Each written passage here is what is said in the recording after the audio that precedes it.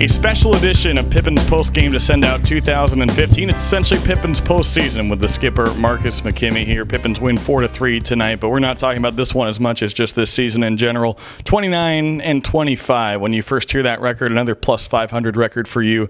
What kind of initial reactions do you have when you look at this 2015 season?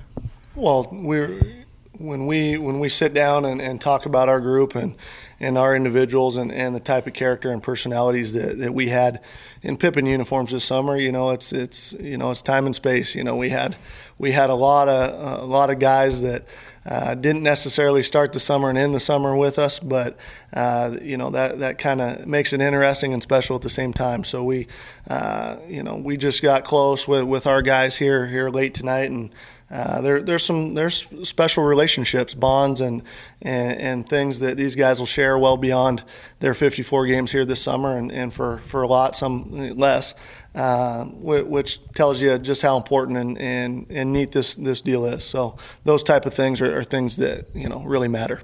You've coached a lot of teams over your time here and elsewhere. How would you describe this bunch that you've worked with? Well, it's hard because of those things I just said.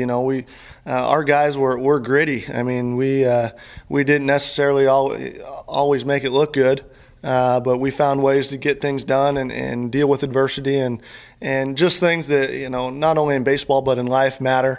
And playing with emotion and being great teammates, and those are the type of things that really make it special. Is there a moment as you look at this season that maybe stands out to you as one that defined this team, or one that you'll remember quite a bit down the stretch? No, I don't think so. Just because we had so many movable parts. I mean, that's kind of the bittersweet part of it. We always had to have somebody new step up and fill a different role, and really never got completely comfortable, which is too bad because we had some really talented guys.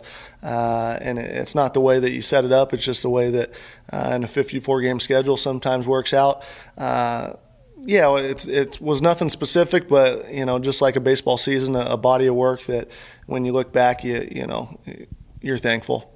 There are always highs and lows in a baseball season, but we saw a lot of guys get better, I think, on the whole this summer. What did you see in terms of general development from your guys, and what's it like to watch them go from early June to early August and get better out there on the diamond day to day? Well, that's our everyday goal.